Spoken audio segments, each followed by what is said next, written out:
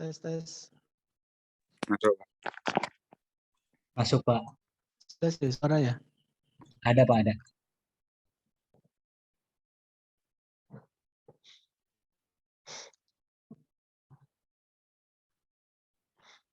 Oh, udah banyak yang gabung.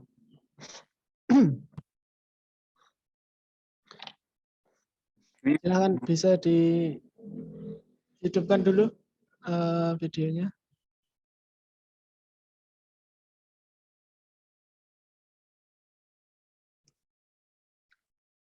Mana ini?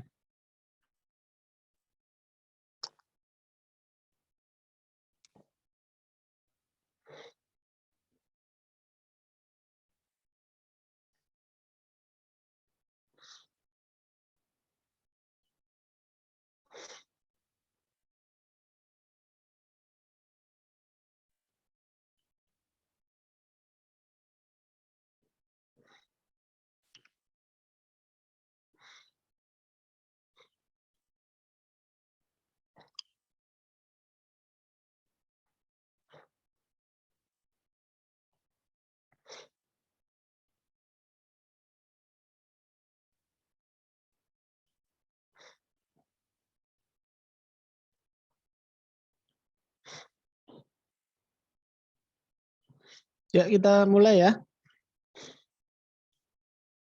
Suara saya bisa diterima dengan jelas di sisi rekan-rekan? Aman, Pak. Aman, oke. Jelas, Pak. Ya, Assalamualaikum warahmatullahi wabarakatuh. Waalaikumsalam warahmatullahi wabarakatuh. Salam sejahtera, rekan-rekan mahasiswa yang saya hormati. Jumpa kembali kita di perkuliahan setelah libur. Berapa lama libur? Berapa bulan? Yang semester 5? 2 bulan, Pak. Kurang lebih. Ya.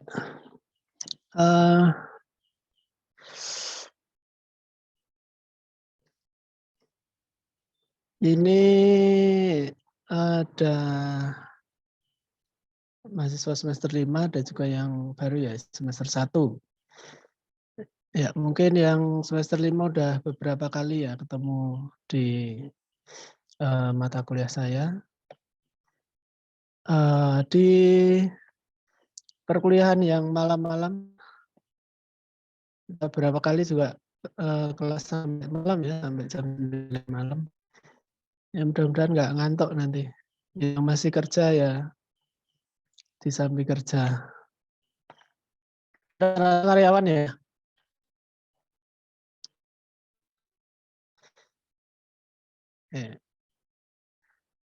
Ya, di semester ini saya mengampu mata kuliah arsitektur dan organisasi komputer. Nanti kita akan banyak membahas tentang ya seputar komputer, hardware, dan lain-lain. Ya, sebelum perkuliahan malam hari ini kita mulai, kita awali dulu dengan berdoa. Semoga apa yang kita lakukan nanti bisa bermanfaat. Berdoa dimulai.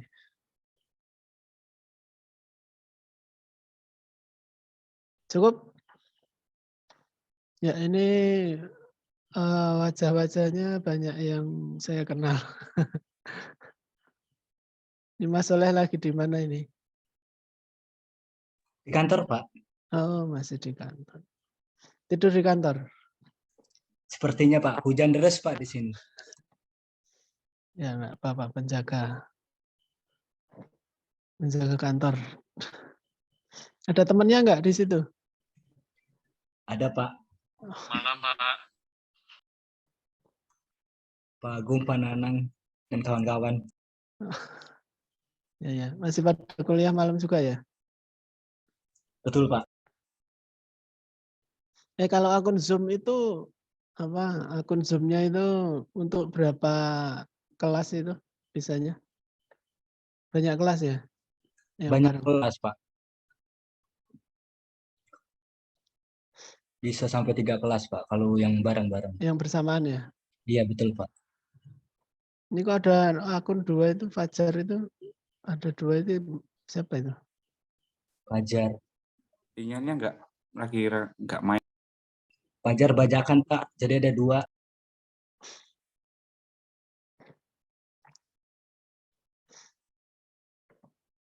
Ya, di sini ada berarti yang semester 5 itu untuk prodi SI sama TI ya, benar ya?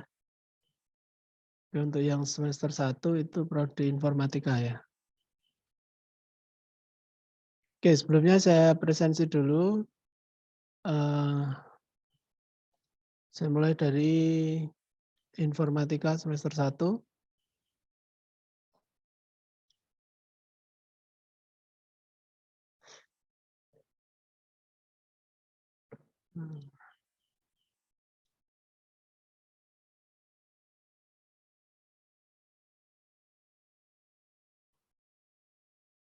Tanggal 4.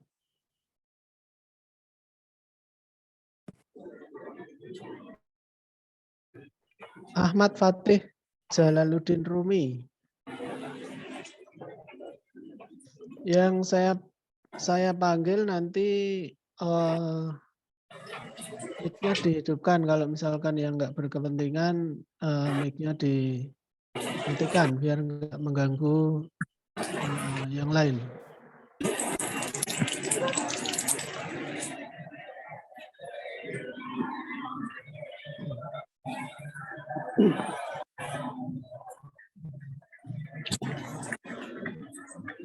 Ini Fikri Ahmad ada yang bisa ini nggak? Ada yang bisa? Hadir, Pak. Oke, gini. Sebelumnya kita sepakati dulu ya, karena ini mata kuliah online, biar suaranya nanti nggak saling bertubrukan atau bertabrakan. Yang paling utama harus diperhatikan itu pada saat kita berbicara. Jadi biar nggak saling mengganggu. Kalau nggak berkepentingan nanti mic-nya di-off-kan, jangan sampai lupa. Karena dari pengalaman itu nanti mengganggu sekali kalau mic-nya ada beberapa mahasiswa yang mic-nya open tapi nggak berkepentingan gitu. Jadi tolong diperhatikan. Oke, saya ulangi lagi ya. Nanti kalau yang saya panggil silakan bisa dihidupkan, kemudian nanti kalau udah selesai bisa dimatikan mic-nya. Itu ya, sepakat ya. Ahmad Fatih Jalaluddin Rumi. Belum. Anik Nabila Atalis Dianti. Oh, salah ini. Ini kelas apa ini?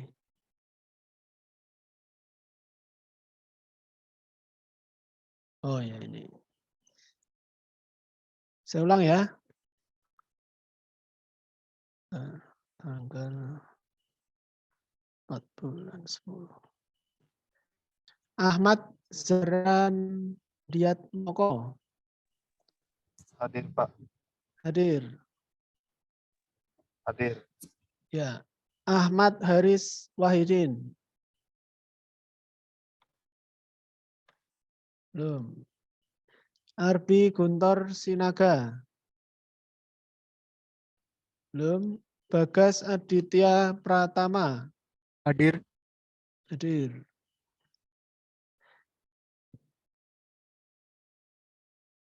Bintang Dia Abiyus Salam. Hadir, Pak. Hadir ya. Ya. Irfan Maulana. Hadir, Pak. Maher Zainuddin Mukti Umar. Belum. Muhammad Khairi.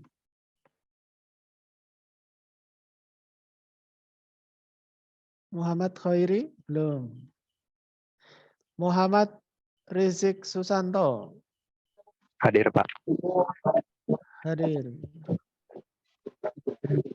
Muhammad Zaim Zufar. Belum.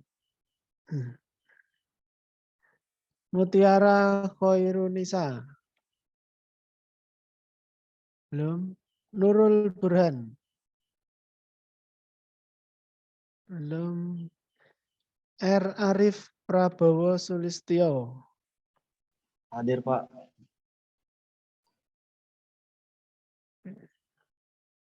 Ini R-nya apa ini? Raden Bagus ya? Raden, Pak.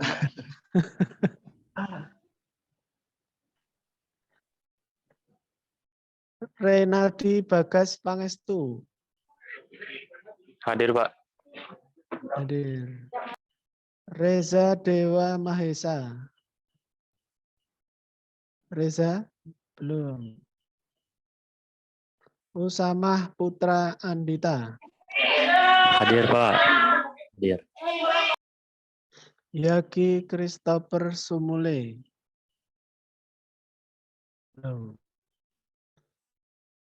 Yang semester 1 ada yang belum dipanggil. Saya, Pak. Di chat ya, namanya Tidak siapa. siap, Pak. Yang lain silahkan di chat yang belum dipresensi untuk yang semester 1. Mau nanya Pak, kan Gista semester 5, tapi pindahan. Terus adanya di semester 1. Itu gimana Pak? Semester 5. Kan memang semester 5 ada toh? Iya, maksudnya dari kalau IF kan masuknya semester 1. Kalau Oh, kamu Gista doang. Khusus Gista. IF ya? Jadi masuknya semester 1. Iya. Oh ya, masuk ke IF semester 1 berarti ya? Iya. Udah konfirm ke akademisi ya? Udah. Oke. Ya, nanti tak di semester 1. Iya Pak, kasih. Di ini ya, di chat juga ya. Soalnya di Iya sini Pak. datanya nggak ada.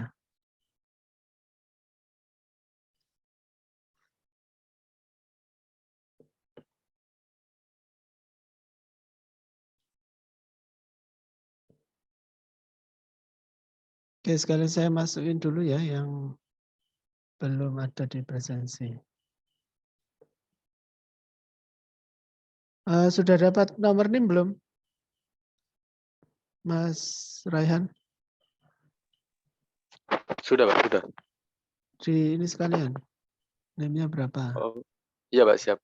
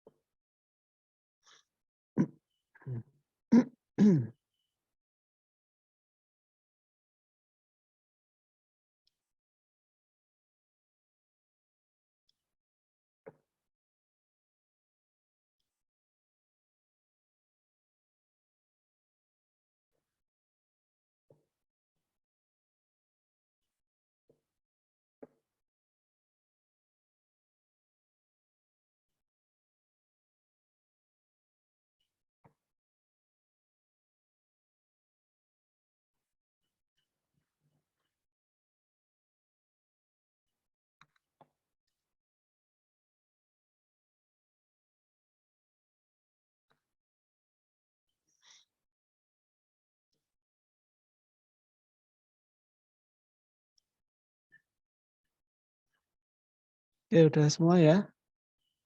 Tambahannya ada 3 ya. Oke, saya lanjutkan di kelas SI.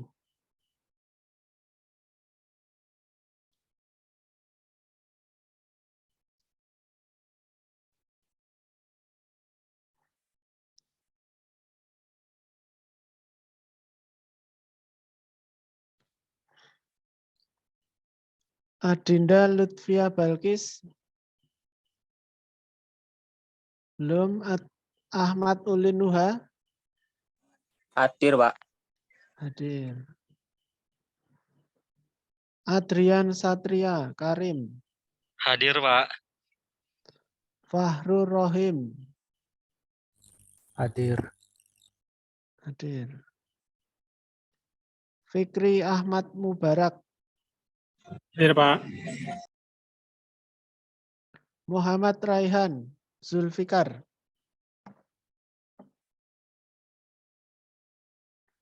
Belum. Muhammad Ridwan Wahyu Al Yasin. Hadir, Pak. Hadir. Muhammad Soleh. Hadir, Pak. Salsa Dwi Agustiana. Hadir, Pak. Wah, ini rajin-rajin ini. Ya, semoga continue rajinnya. Siap, Pak. Allah. Di alam saya. Dalam.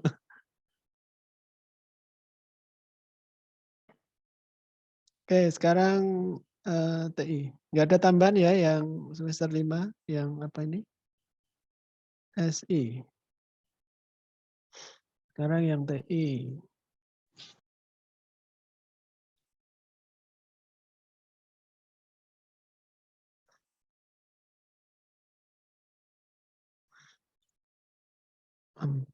Tanggal 4.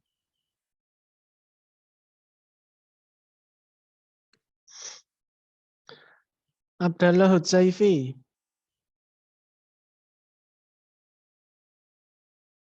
Belum? Atta Esa. Hadir, Pak. Doni Wahyudi. Hadir, Pak. Fadli Marcelo. Hadir, Pak. Fajar Kurniadi. Hadir, Pak. Leonis Firdaus. Leonis Firdaus. Belum. Maman Sulaiman. Ada tambahan baru ini. Perkenalan itu, Pak. Mana Maman Sulaiman? Udah baru nggak masuk lagi. Lagi di kereta, Pak.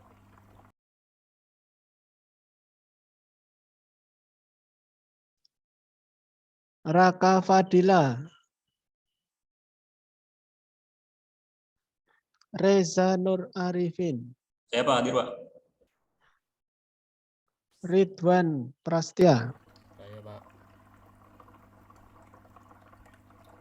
Rifki Setiawan. Hadir, Pak. Rifki Algi Fauzan. Hadir, Pak. Singgih Prastyo. Hadir, Pak. Topan Firdaus. Topan Firdaus. Belum. Iya, rajin-rajin ini. Apa karena pertemuan pertama? Nanti tiba-tiba menghilang.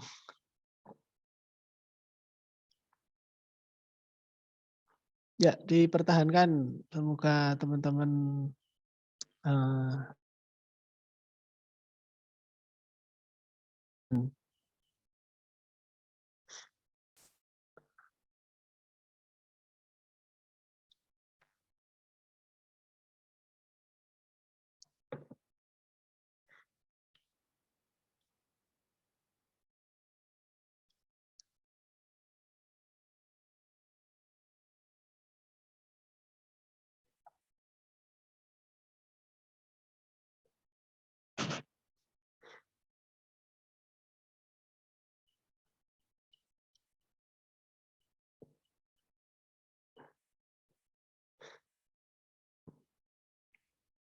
baik, rekan-rekan mahasiswa yang saya hormati,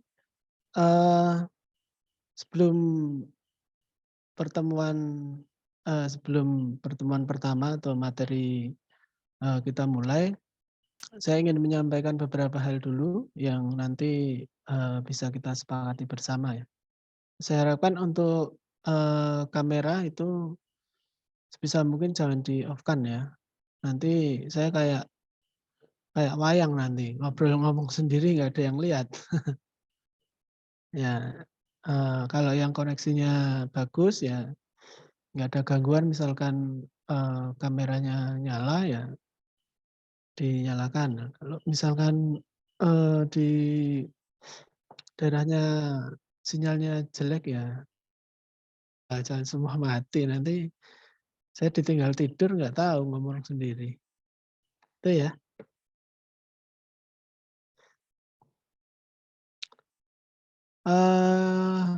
Saya ingin menyampaikan dulu sebelum materi dimulai ya. Ini nanti mudah-mudahan bisa disepakati bersama.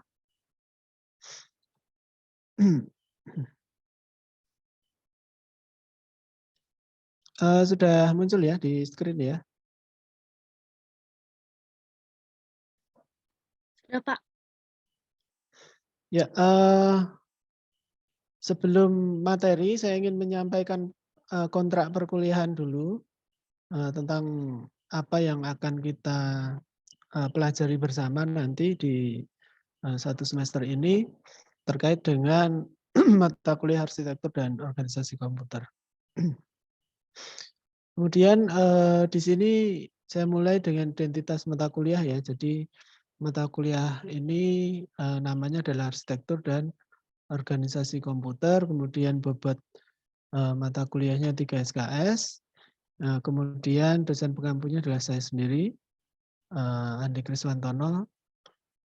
Kemudian kode mata kuliah itu sesuai yang ada di situ, IF 107, SI 132, TI 132. Jadi ada untuk pesertanya itu ada 3 kelas ya. Ada 3 kelas. Yang pertama adalah informatika untuk semester 1, kemudian SI dan TI semester 5.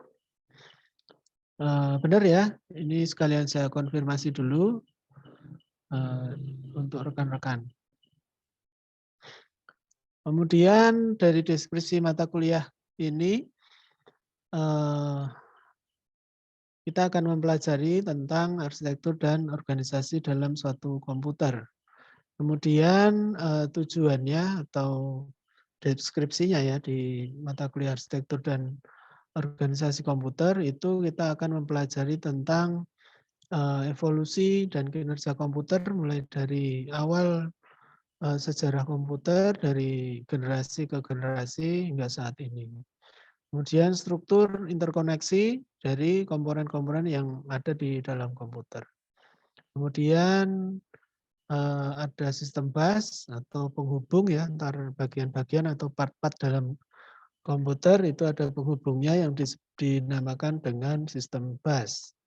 Kemudian kita akan mempelajari juga terkait dengan memori, baik dari memori cache, kemudian memori internal, kemudian eksternal memori.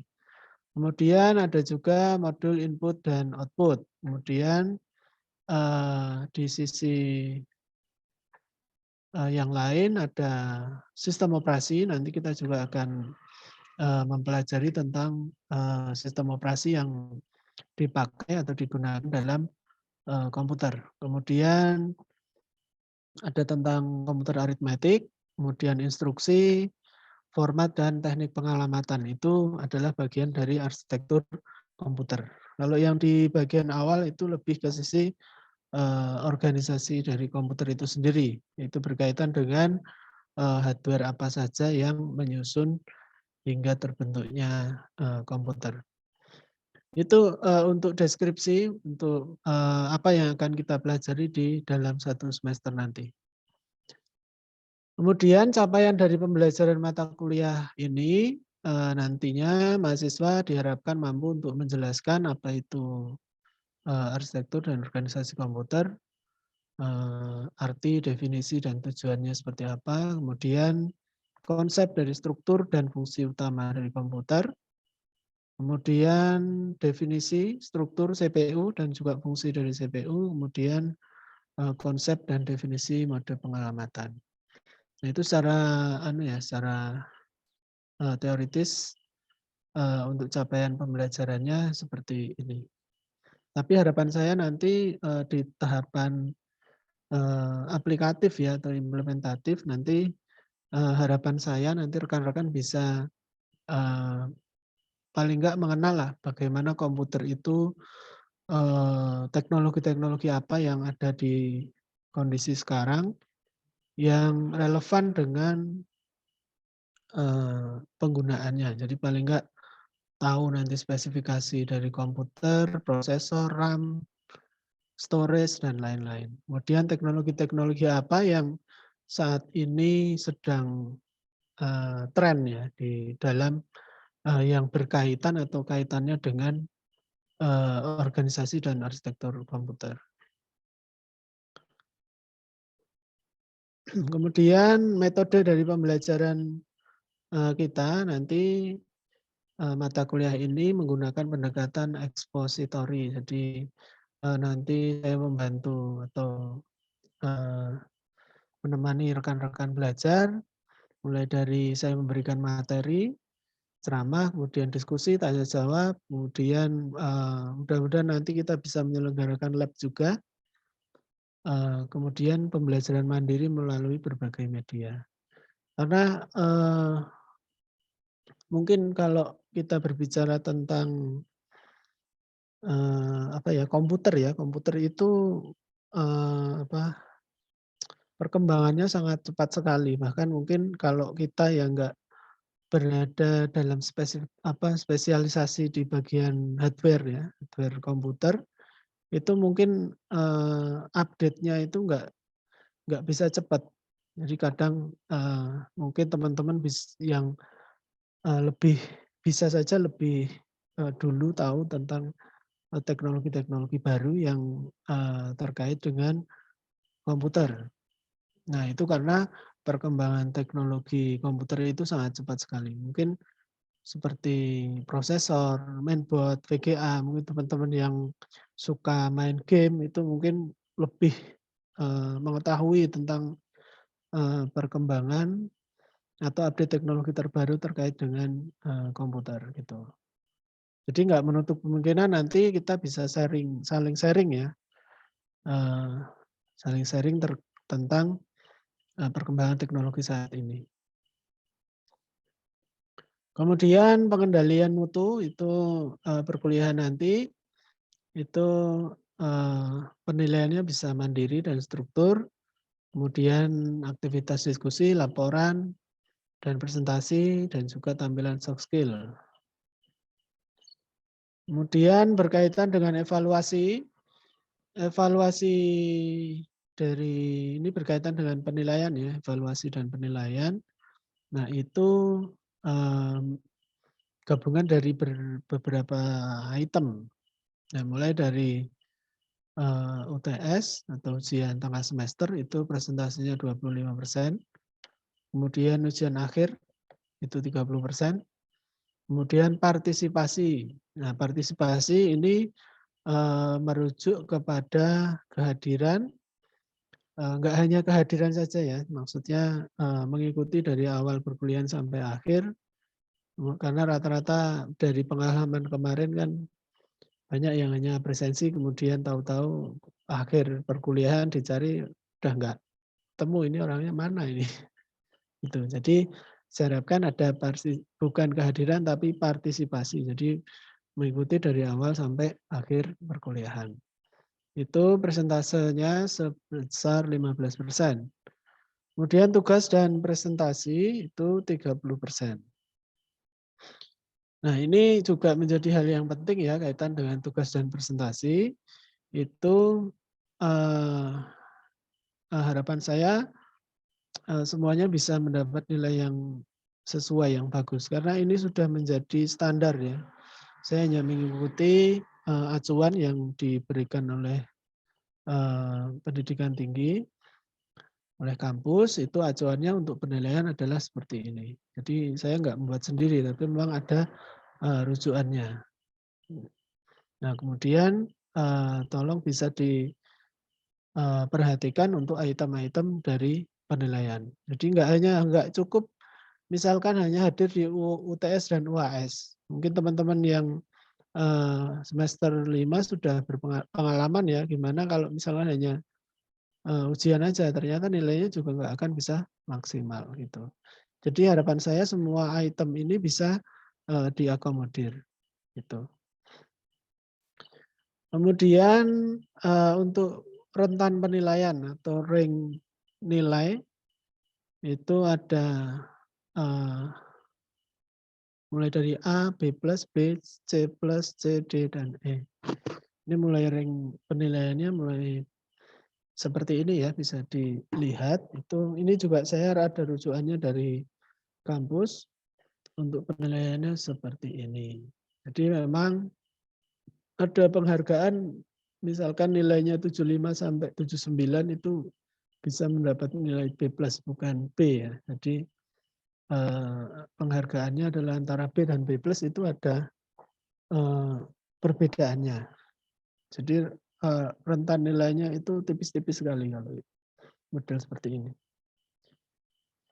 Itu. Kemudian ini di rentan penilaian ya. Kemudian norma atau aturan yang kita sepakati bersama itu yang pertama itu mahasiswa wajib mengikuti perkuliahan tepat waktu. Di mahasiswa yang terlambat lebih dari 15 menit tidak diperkenankan untuk mengikuti perkuliahan. Jadi sebisa mungkin kita bisa on time. Kemudian mahasiswa yang tidak hadir ada alasan sakit atau yang lain itu bisa menyerahkan surat izin kepada dosen mata kuliah selambat-lambatnya pada hari perkuliahan. Jadi kalau misalkan nggak bisa langsung ke saya, bisa ke ketua kelas.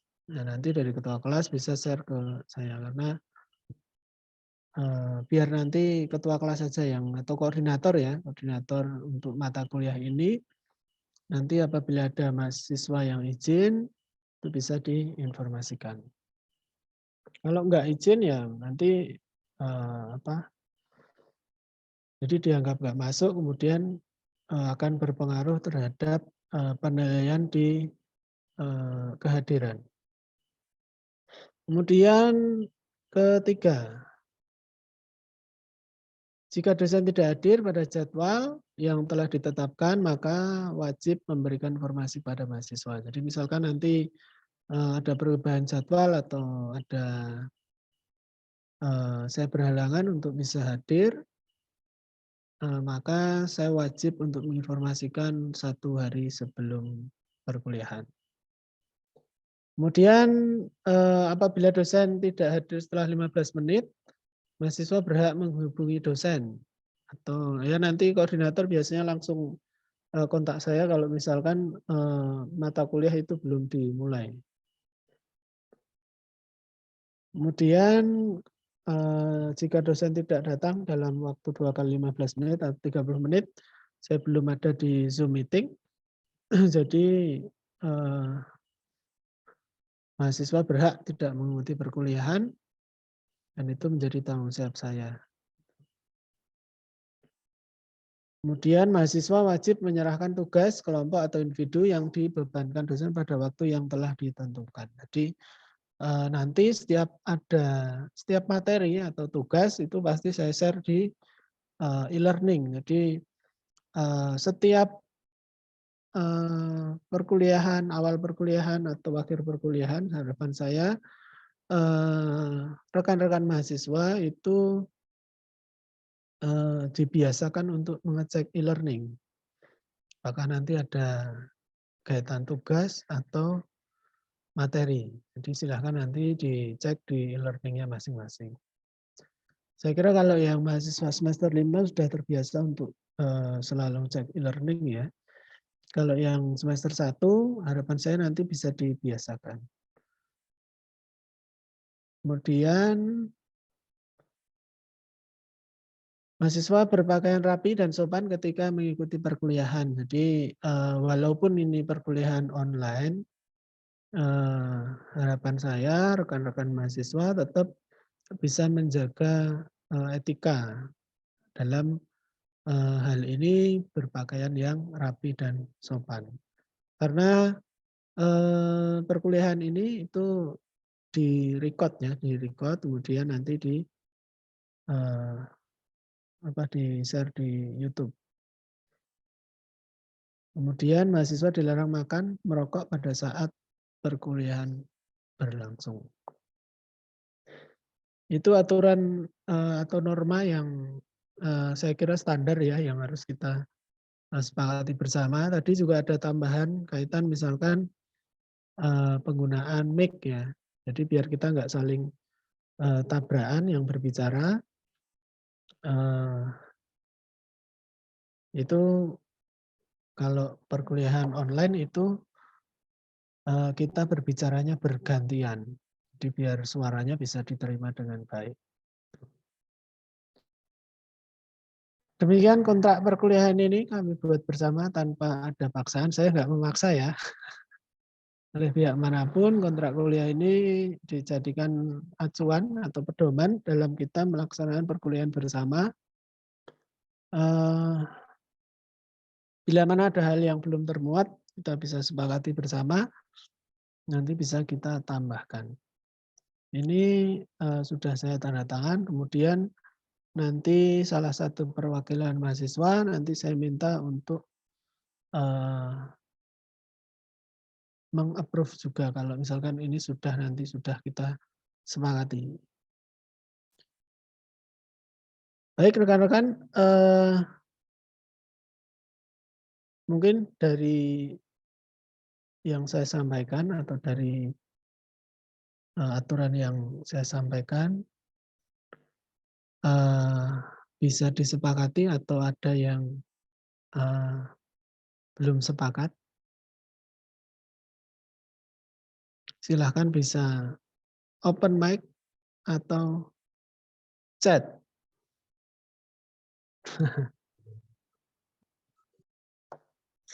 Mas Fajar Pak, biasanya Pak langganan Pak.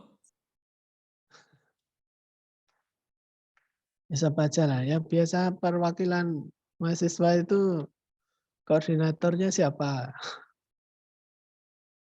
Pacar, Pak. Biasanya Fajar, Pak. Ya. Kalau saya udah ketok palu tujuan. Yang lain mungkin ada tambahan, ada masukan. Oke, kalau berarti sepakat ya?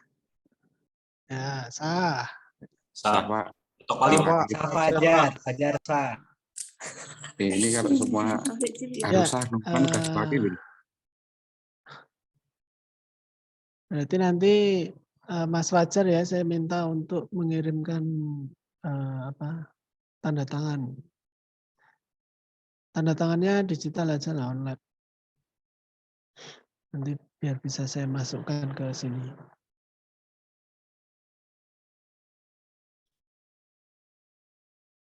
Ya, kemudian untuk perkuliahan nanti mulai dari jam 7 ya. Jam 7 untuk rekan-rekan muslim ya silahkan sebelum perkuliahan dimulai bisa sholat isya dulu. Atau kalau yang jam 7 belum memasuki waktu sholat isya, bisa nanti di waktu break. Jadi nanti jam 8 itu kita break selama 15 menit. Jadi untuk kita istirahat, yang belum melaksanakan sholat isya bisa melaksanakan. Kemudian nanti kita mulai lagi sampai jam 9. Gitu ya, rekan-rekan.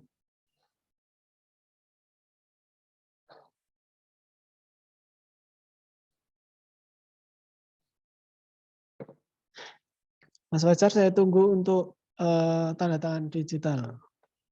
Baik, Pak.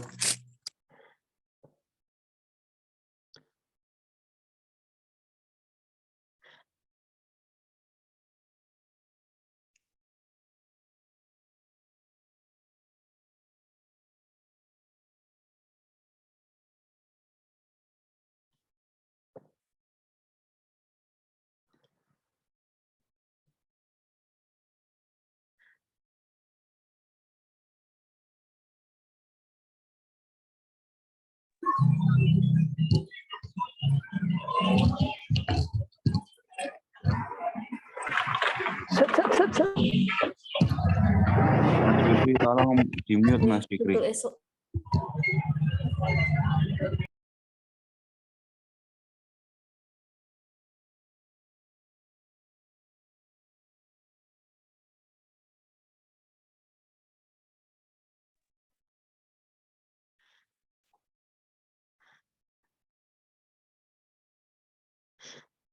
Ya, kita break dulu ya. Sudah jam 8, nanti kita kembali di 8.15. Yang mau ngopi bisa ngopi dulu biar nggak ngantuk. Ya Pak, nyiapin kopi dulu ini cepat-cepat.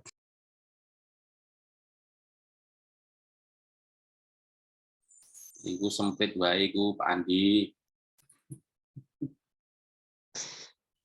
Loh, ini ada mahasiswa baru ini. Ada Pak Agung nih.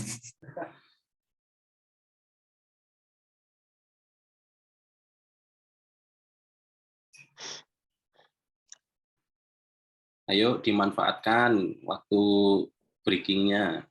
Siap Pak. Dewi.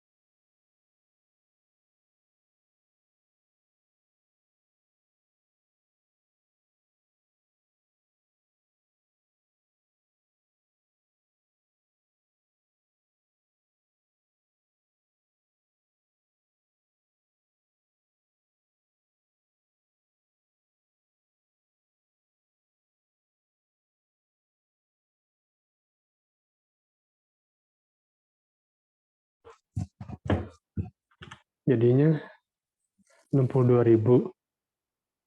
62.000 dikali 2. Nih, jadi aku transfernya 125.714. 125.714. Jadi yang saya masukin ke bank ini sama itu dikurangin ini. Jangan, ini aku transfer, Pak. Oh iya, ini saya tambah itu. ya 230.000. Mas Fikri,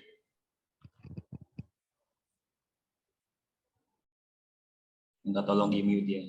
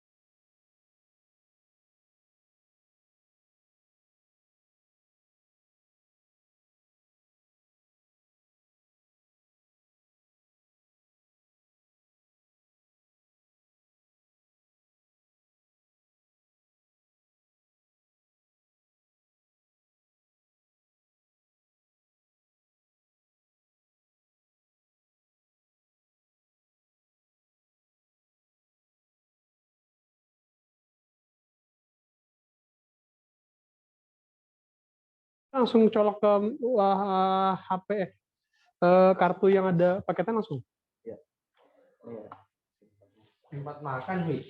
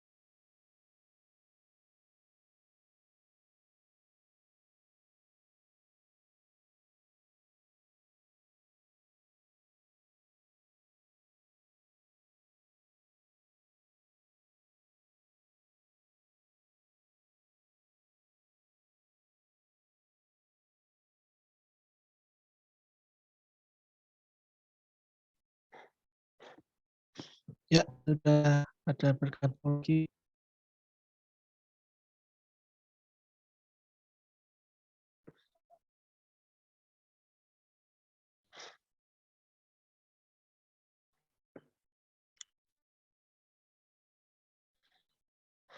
Dihidupkan kameranya.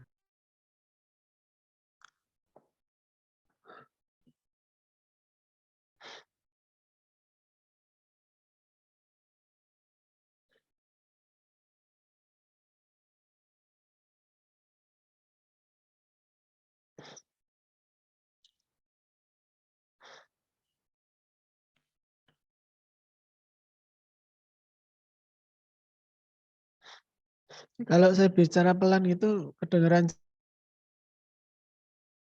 Terdengar sekali, Pak. kan? Jelas Mas Soleh? Jelas Pak, cuma sedikit terputus-putus sih. Itu koneksinya itu.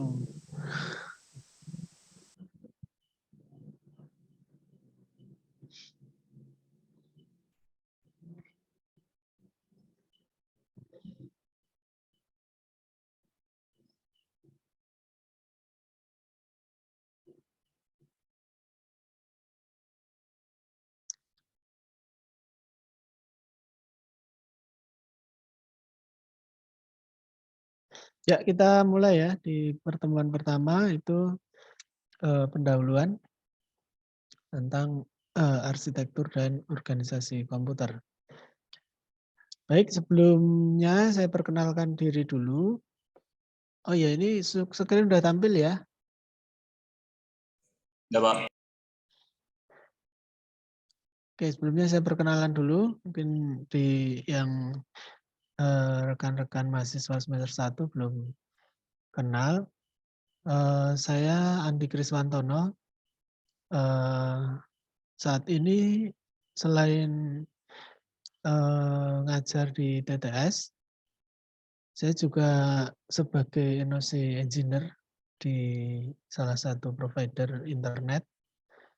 Jadi basic saya itu sebenarnya engineer ya, jadi bukan akademisi, tapi awalnya memang saya ini praktisi di bidang IT, lebih spesifiknya itu di bidang network engineer. Jadi dari tahun 2009 ya, saya mulai selesai kuliah dulu, kemudian bergabung ke PT Timex Lindo, itu perusahaan berbasis internet ya. Saya sebagai network engineer di situ, tugasnya manajemen jaringan lah, intinya berkaitan dengan routing, network, kemudian bagaimana berkomunikasi dengan internet, kemudian apa policy atau kebijakan yang harus dipakai, kemudian berkaitan dengan operasional teknis perusahaan, server dan lain-lain, itu menjadi concern di Network Operating Center atau NOC. Kemudian saya juga mempunyai beberapa sertifikasi yang mendukung dari pekerjaan saya sebagai engineer network. Salah satunya contohnya ada CEH ya, itu terkait dengan keamanan informasi.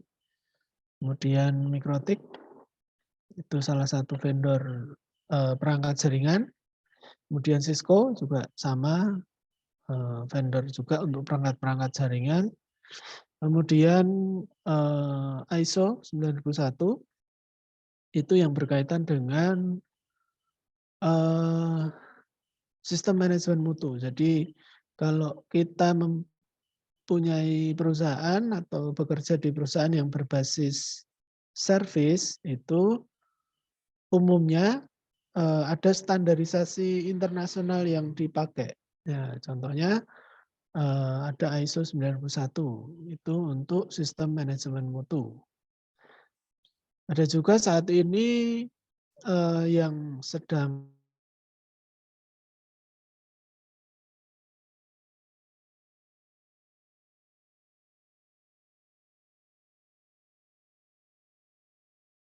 Standarisasi yang dipakai itu ada ISO 27001.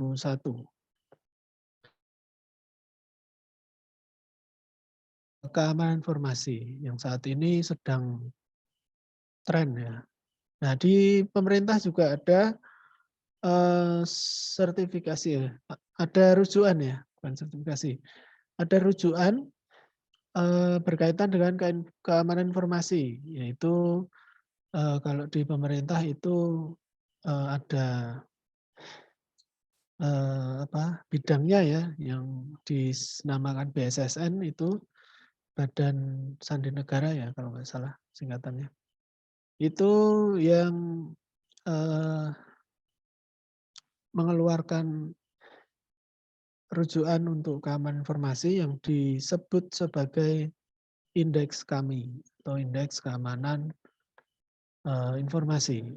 Nah, itu indeks kami itu juga sebagian merujuk atau sebagian dari indeks kami itu merujuk dari ISO 27001 yang tadi saya sampaikan. Karena ISO 27001 itu standar internasional ya, berkaitan dengan keamanan informasi. Kan saat ini perusahaan-perusahaan yang berbasis elektronik itu yang disebut sebagai PSE ya, penyelenggara sistem elektronik itu diwajibkan, ya belum wajib 100% lah, tapi saat ini harus memiliki keamanan data dan informasi di perusahaannya masing-masing, yang itu harus merujuk ke indeks kami itu, indeks keamanan informasi yang dibuat oleh BSSN.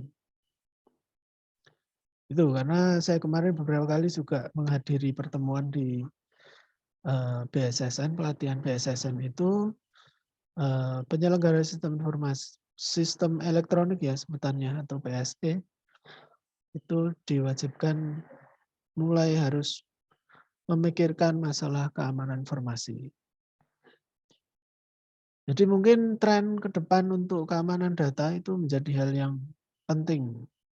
Jadi mungkin rekan-rekan yang yang pengen menekuni bidang keamanan data itu bisa mulai belajar dari indeks kami atau indeks keamanan informasi itu.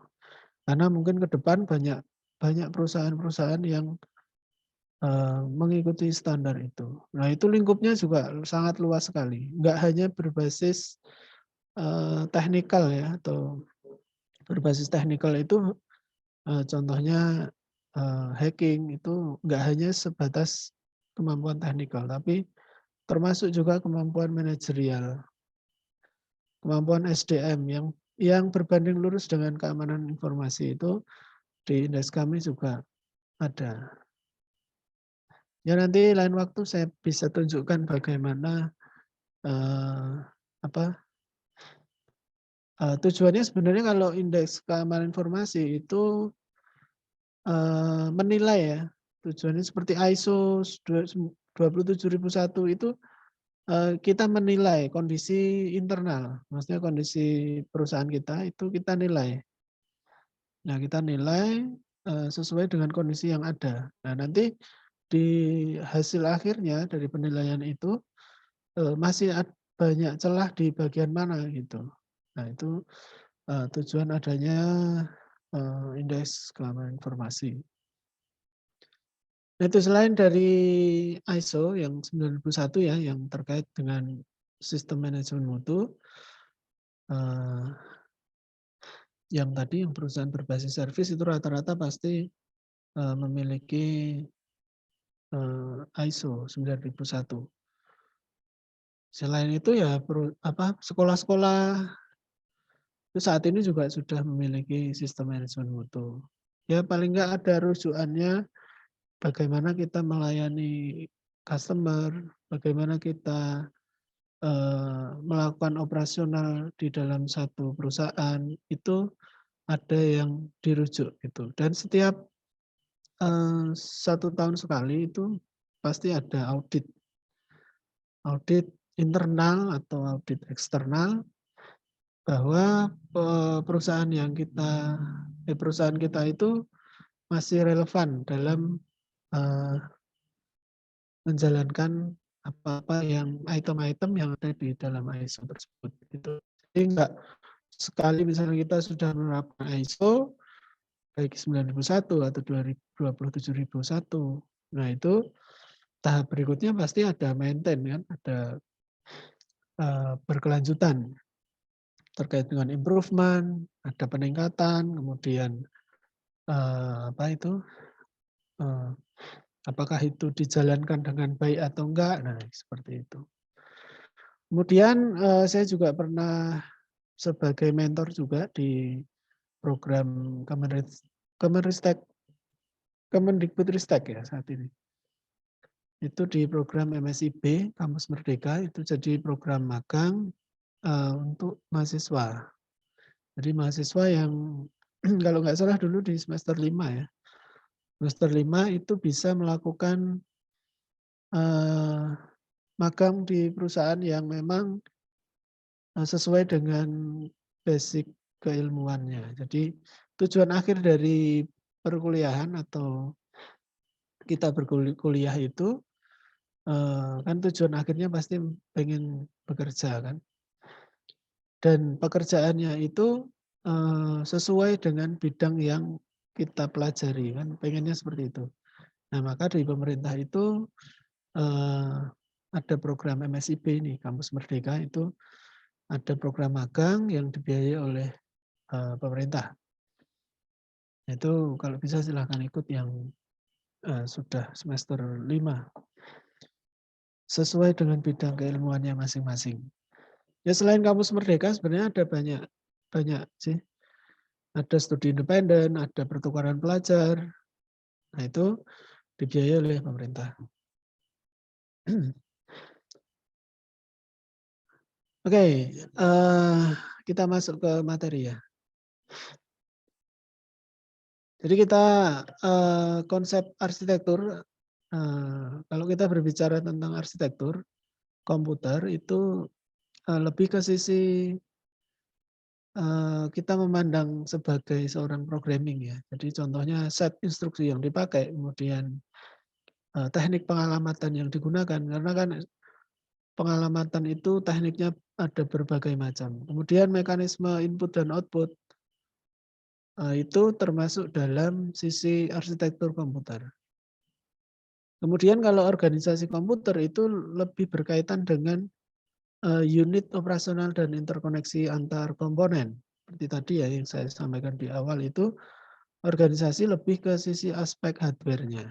Jadi bagaimana hardware itu saling berkomunikasi.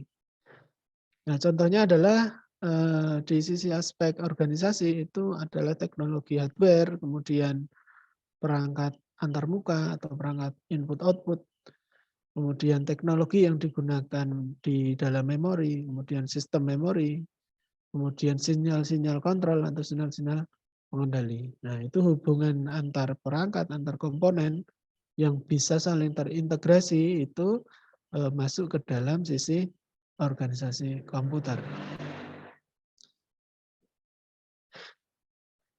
Nah, kemudian kita masuk ke dalam struktur dan fungsi komputer.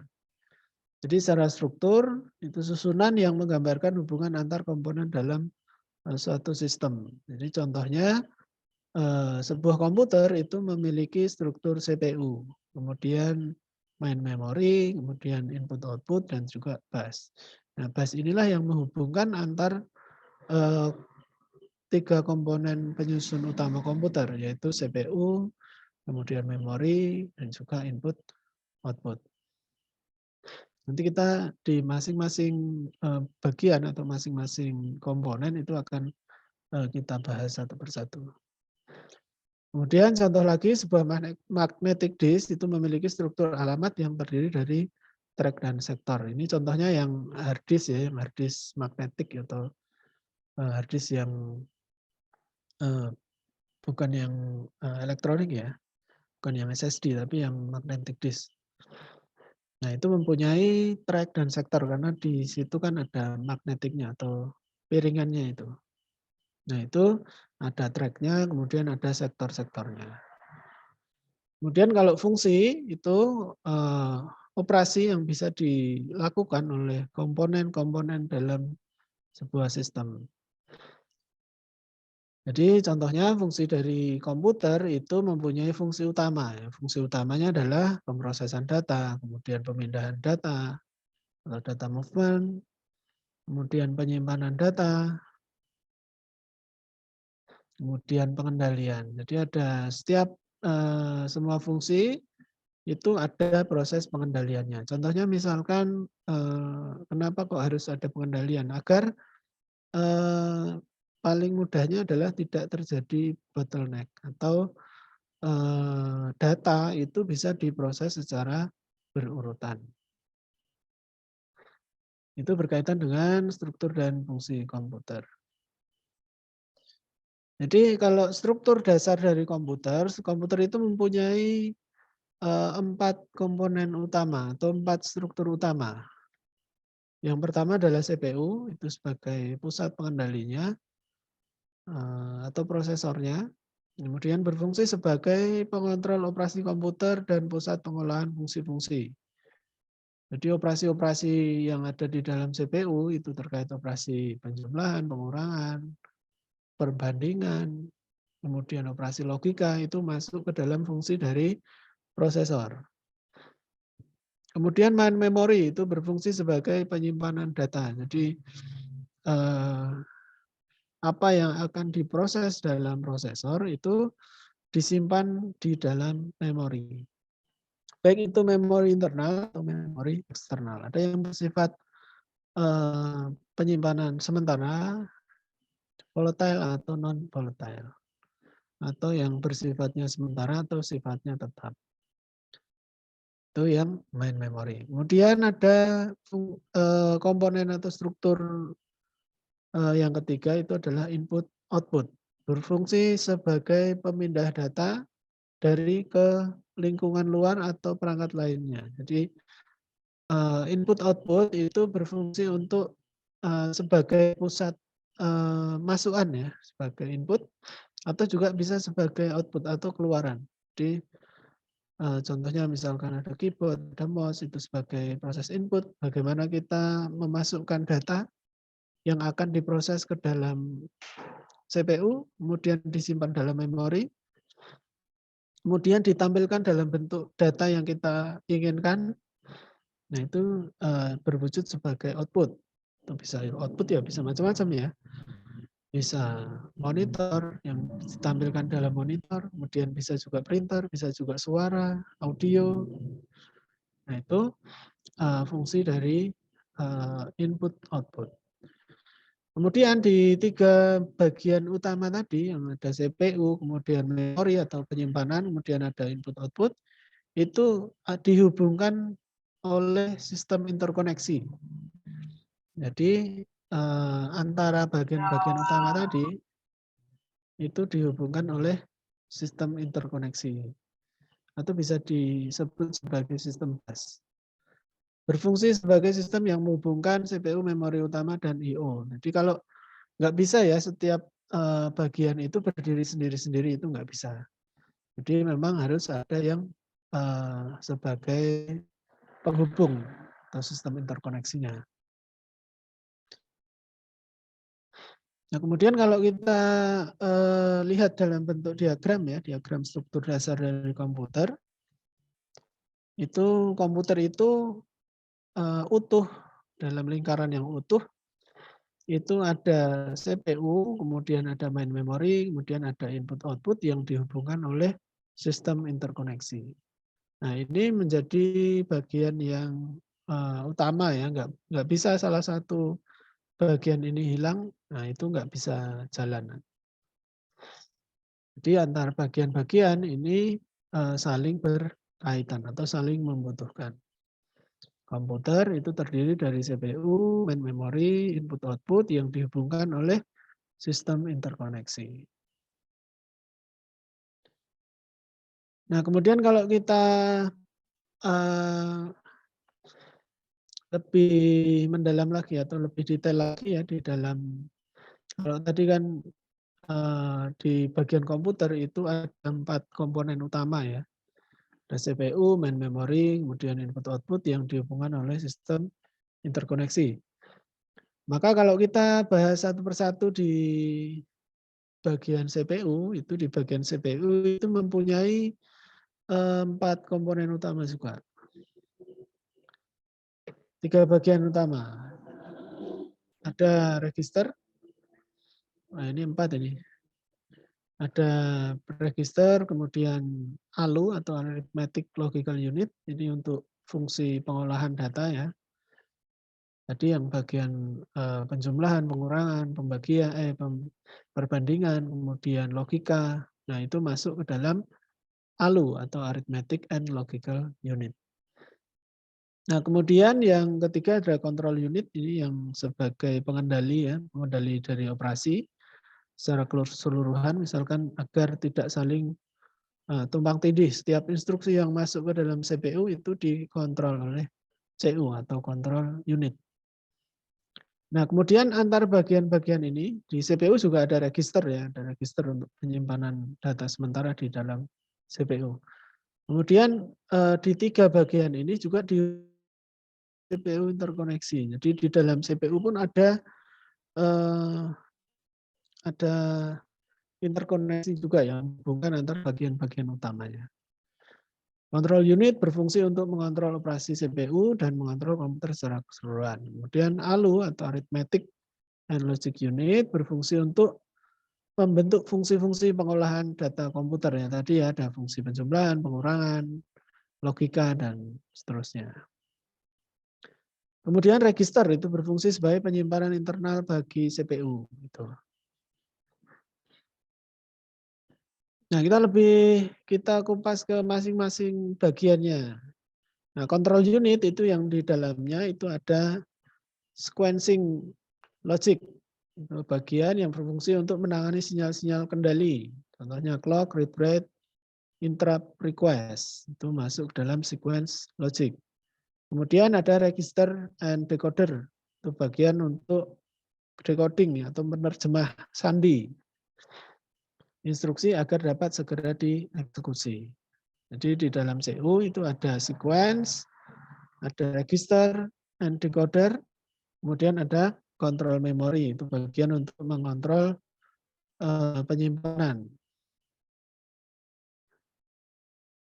Kemudian tadi ya fungsi dasar dari sistem komputer atau operasi dari komputer itu ada fungsi pengolahan data atau data processing, kemudian fungsi penyimpanan atau data storage, kemudian fungsi pemindahan data atau data movement atau data transfer, kemudian ada fungsi operasi kontrol.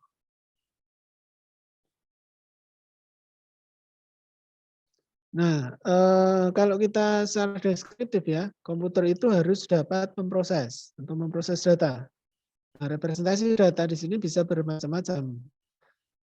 Nah, tergantung data yang dimasukkan ya, dan pemrosesan di dalam pengolahan data. Kemudian komputer memerlukan unit penyimpanan atau register ya, yang digunakan sebagai fungsi untuk penyimpanan data. Walaupun hasil komputer digunakan saat itu, setidaknya komputer memerlukan media penyimpanan untuk data prosesnya. Jadi tetap ya, kalau kita melihat sebuah operasi saat ini karena saking cepatnya sistem kerja komputer, itu kita nggak melihat atau kita nggak bisa merasakan bagaimana proses penyimpanan datanya. Tetapi tetap di dalam suatu operasi komputer itu pasti ada proses penyimpanan data. Kemudian dalam interaksi dengan dunia luar terkait dengan input output ya diperlukan interface sebagai fungsi untuk pemindahan data. Nah, ini ada fungsi pemindahan data atau data movement atau data transfer. Gitu. Nah, proses ini dilakukan oleh input output dan perangkatnya disebut sebagai peripheral. Saat interaksi dengan perpindahan data yang jauh dari remote device, komputer memerlukan proses komunikasi data. Jadi misalkan kita membutuhkan remote, ya, remote. Misalnya kita punya server di data center atau di luar negeri atau enggak di tempat kita langsung ya. Nah, itu kita membutuhkan komunikasi data, agar kita bisa berkomunikasi dengan perangkat komputer yang kita tuju. Nah, itu masuk ke dalam data pemindahan data yang dilakukan oleh input output. Kemudian segala proses ini, segala proses baik pemrosesan data, kemudian penyimpanan data, data movement atau pemindahan data itu memerlukan fungsi pengendalian yang dilakukan oleh komputer, baik itu pengendalian internal dari komputer itu sendiri maupun pengendalian eksternal atau yang di pengendalian dari perangkat yang lain.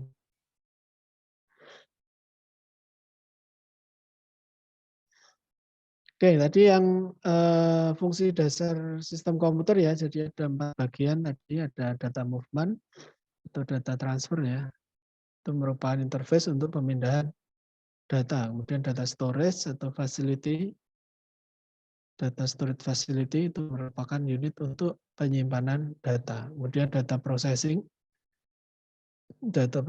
facility itu merupakan unit untuk memproses data. Kemudian kontrol itu sebagai pengendali utama dari fungsi yang 3 tadi.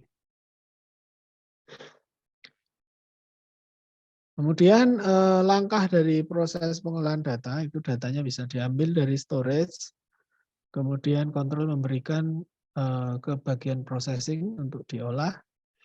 Kemudian hasil olahan pada bagian processing kemudian disimpan kembali ke storage sebagai result atau hasil. Kemudian data movement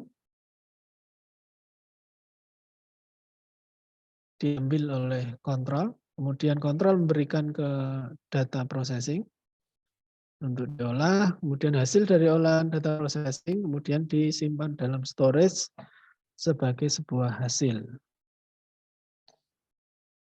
Kemudian kalau fungsi dari storage atau penyimpanan, itu langkah-langkahnya bisa dari data movement dipindahkan oleh kontrol untuk di-save ke dalam memori. Jadi dari data movement ini yang berkaitan dengan input-output ya. Kemudian diambil oleh kontrol untuk disimpan ke dalam storage.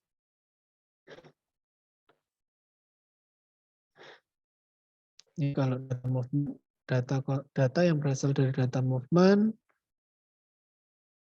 oleh kontrol kemudian dikirim kembali dari data movement ke advertence yang lain.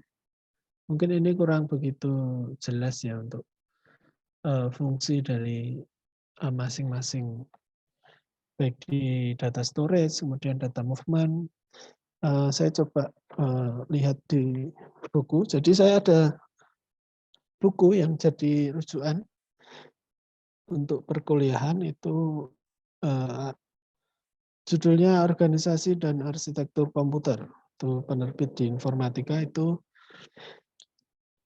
penulisnya adalah Maman Abdul Rahman. Tadi saya sempat membaca berkaitan dengan fungsi dasar komputer. Itu lebih mudah untuk dipahami. Jadi berkaitan dengan proses penyimpanan, pemrosesan, dan juga transfer data. Transfer data itu kaitannya dengan data movement. Coba saya lihat dulu.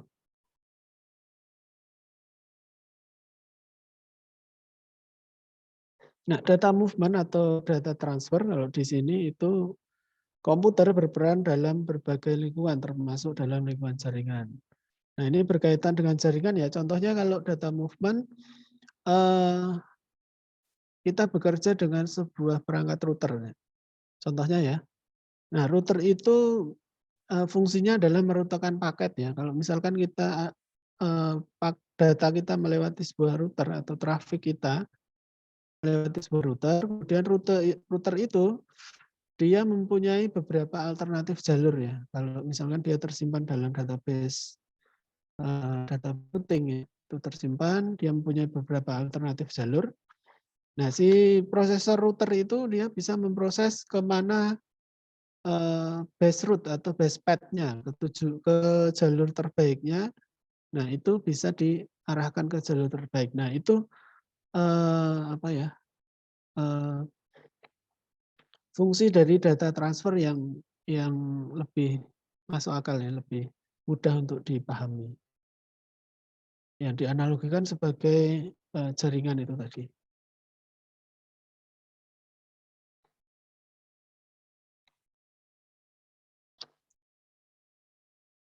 Nah, gitu. Itu yang berkaitan dengan fungsi-fungsi dasar dari komputer. Kemudian tadi saya juga sempat membuat diagram ya, diagram fungsi komputer. Tampil nggak di screen? Belum, Pak. Belum, Pak. Ya?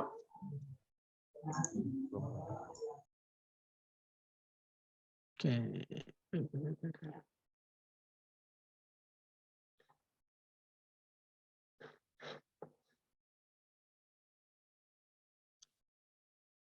Ya.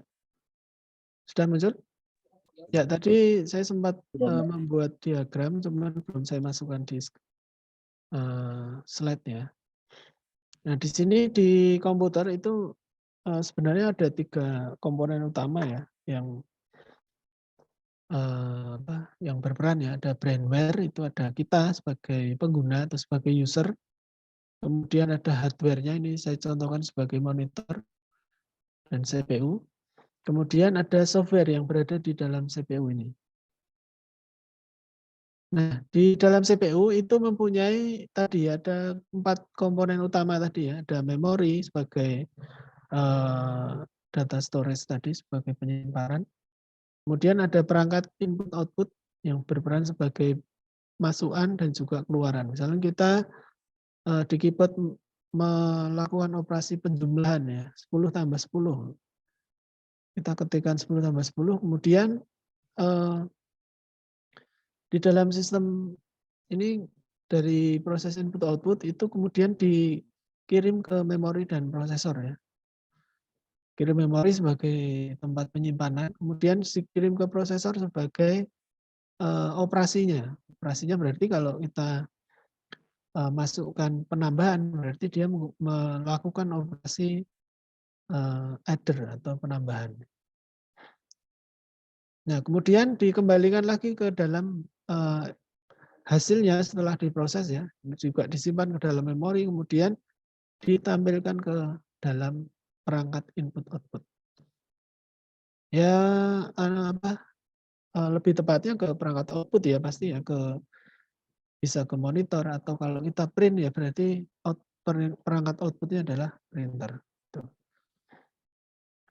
Kemudian di sisi prosesor sendiri tadi ada operasi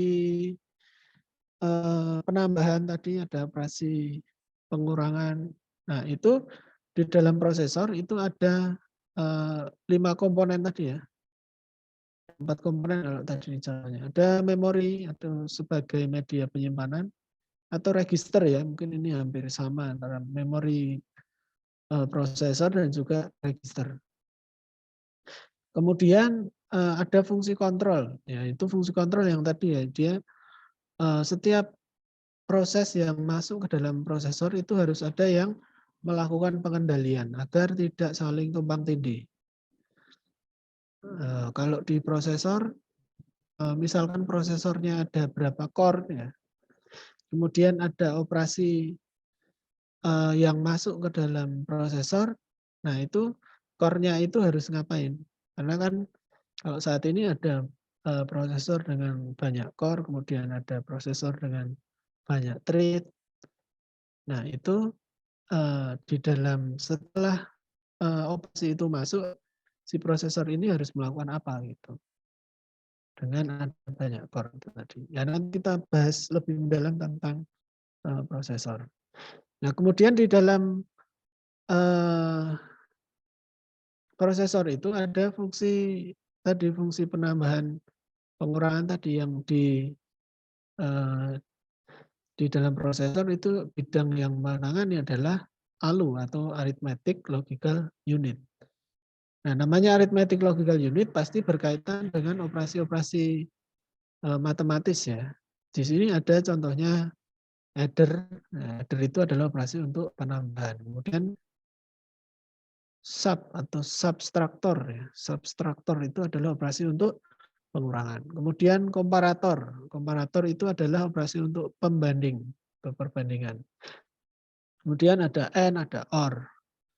Nah, ini berkaitan dengan operasi logika. Nah, itu yang komponen utama yang ada di dalam prosesor.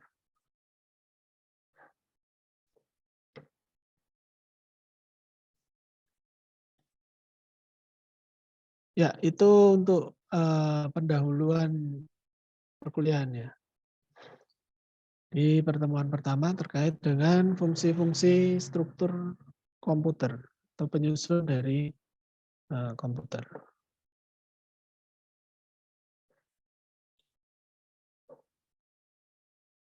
Baik, masih ada waktu 5 menit, mungkin ada pertanyaan, bisa open mic atau bisa chat.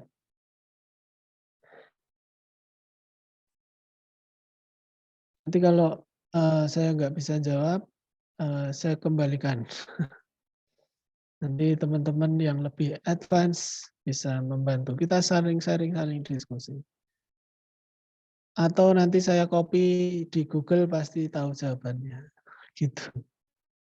Sekarang ilmu banyak mudah sekali ya untuk kita pelajari. Tergantung kita mau mempelajari atau enggak.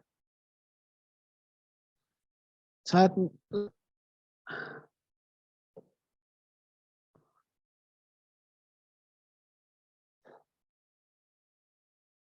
referensi bukunya apa? Ya, ini bukunya. Lihat enggak? Organisasi komputer. Organisasi dan arsitektur komputer karangan Aman Abdurrahman. Ini saya enggak promosi ya. Ini memang buku lama, buku udah agak lama, udah berapa tahun ini saya pakai untuk referensi. Ini ada arsitektur komputer, ada juga tentang logika juga. Selain itu lebih banyak sebenarnya referensinya ya di Google ya. Google referensinya lebih up to date. Untuk matkul Bapak digabung seperti ini semester 1 dengan semester 5. Ya, ini digabung. Jadi nanti kalau misalkan ada pengen saya itu kita nanti akan lebih banyak update terkait teknologi-teknologi baru hardware komputer ya, atau teknologi terkait yang sedang tren saat ini, ya nggak hanya hardware komputer, tapi mungkin storage, mungkin clustering, mungkin penyimpanan data lah, cloud, gitu. Nah, nanti saya tetap sesuai dengan schedule atau sesuai dengan RPS. Pelajari sesuai kurikulum. Kemudian nanti teman-teman itu saya bagi kelompok untuk bisa sharing atau mencari teknologi-teknologi baru. Saya memberikan akses saja. Memberikan akses, nanti misalkan prosesor contohnya. Nah, prosesor itu perkembangannya sampai saat ini itu sudah sampai sejauh mana. Kemudian benchmark-nya seperti apa, perbandingannya seperti apa. Kan pemain besarnya prosesor saat ini ya dua itulah, AMD sama Intel pasti. Nah, itu bisa dikupas nanti oleh teman-teman sendiri.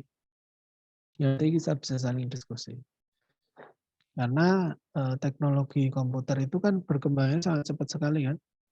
Prosesor, RAM, kemudian saat ini cloud, itu kita kan nggak tahu ya belum. Mungkin saya nggak tahu kali. Cloud itu sebenarnya yang menyusun apa sih perangkatnya? Apa benar-benar bisa terpercaya atau enggak datanya yang berada di cloud? Berkaitan dengan sistem hardware-nya maksud saya.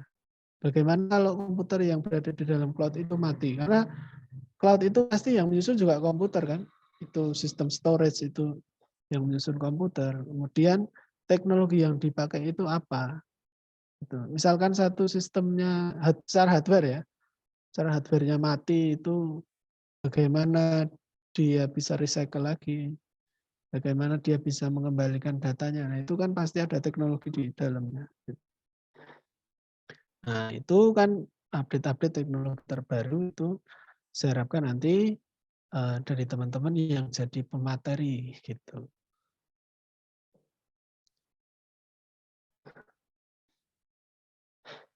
Ada lagi tambahan?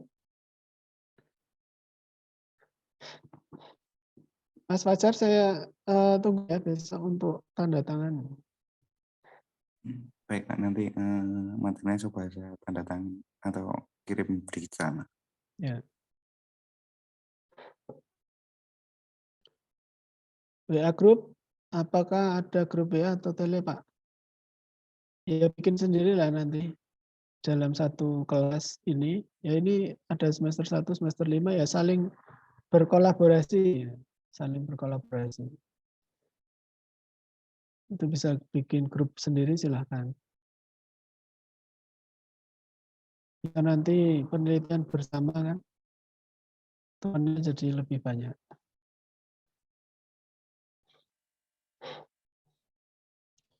Mas Fajar nanti bisa membuatkan grup untuk kelas. Ya Pak, nanti tak koordinasikan dengan teman-teman Pak.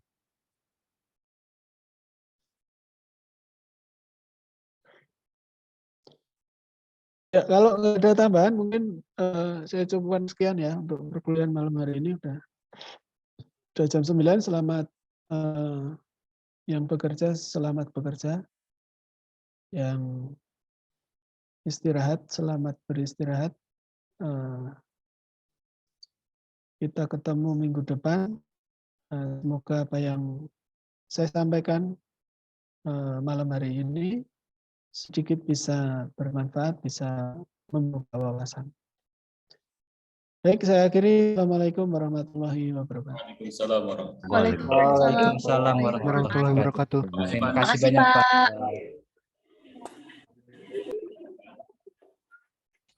Semangat Jar, semangat Jar. Saya nanti tolong dibikinin grup ya. Campur itu.